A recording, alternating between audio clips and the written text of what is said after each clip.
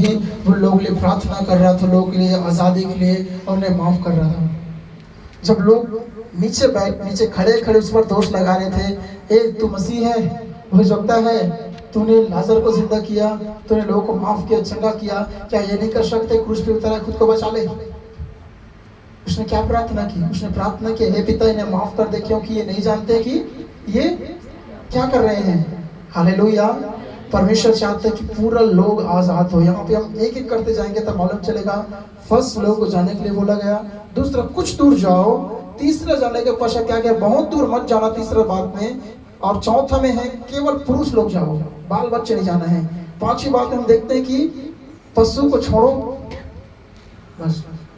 Hallelujah. यहाँ बता क्या जा रहा है, लेकिन आप पढ़ना, मूसा ने क्या कहा? मूसा ने कहा पशु का एक खुर भी हम नहीं छोड़ेंगे।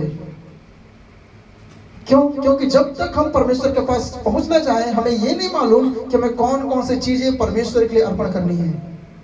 हालेलुया। आप समझ रहे चर्च? शैतान चाहता है कि आप जब विश्वास में आ गए, आप जाओ भाई सेवा करना, तुझे कौन रोक रहा है? आप लोग नहीं, मेरे भाई भी जाएगी, मेरी बहन भी जाएगी, मेरा माँ भी जाएगा, मेरा बाप भी जाएगा। आप समझ रहे हैं?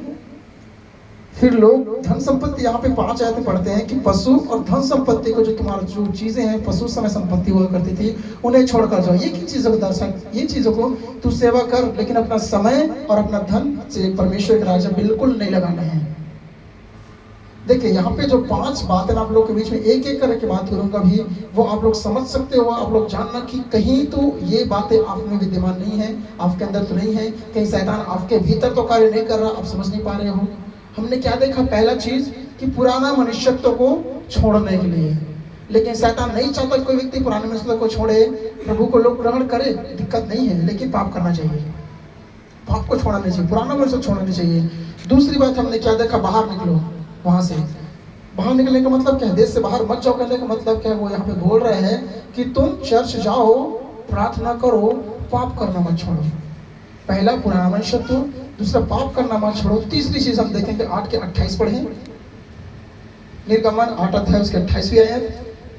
फिरौन ने कहा मैं तुमको जंगल में जाने दूंगा, मैं तुमको जंगल में जाने दूंगा कि तुम अपने परमेश्वर यहोवा के लिए जंगल में बलिदान करो, केवल बहुत दूर ना जाना। हाँ, यहाँ पे क्या बोल रहे हैं? बहुत दूर न जाना, अर्थात इस शान के प्रभाव से बाहर मत निकलना।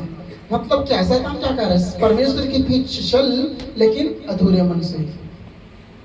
और आज इसलिए बहुत से लोग प्रार्थना करते हैं, दिखावटी बात लोग सामने, नहीं भाई हम प्रभु से प्रेम करते हैं इसलिए हम चर्च आ रहे हैं, हम सब वहां से छूट गए, लोग ने हमें छोड़ दिया, हम ऐसा जीवन जीने का समस्या में जी रहे हैं, प्रभु से प्रेम इसलिए तो ऐसा है, लेकिन नहीं है। वो अधूरे मन से परमेश्वर के पीछे चल रहे हैं। आज शैतान रोकता नहीं है, चलो जाओ प्रार्थना करो, सब करो, वचन भी पढ़ो, कोई दिक्कत नहीं है, लेकिन वचन मानना नहीं है।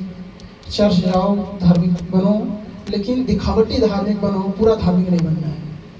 पाप छूटना नहीं चाहिए, गाली देना छूटना नहीं चाहिए, शराब छूटना नहीं चाहिए, तंबाकू छूटना नहीं चाहिए, गुड़ाखू छूटना नहीं चाहिए। ये सब करते रहो, लेकिन चर्च जाओ। क्यों? उसको मालूम है यदि लोग इन बातों को छोड़ेंगे तो वो प्रभु के आगमन में उसके साथ जाएंगे, और यदि नहीं छोड़ेंगे तो ये मेरे लिए रिजर्व है, इनको मैं नरक लेके जाऊंगा डायरेक्ट, बिना किसी रोक टोक के, कोई रोकने वाला नहीं है। इसलिए शैतान लोगों को जाने देना, चल निकल। यहाँ पे वही चीजें वही कि करके पढ़ेंगे, कुछ लोगों को जानने दिया, कुछ लोगों को नहीं जानने दिया, और अधूरा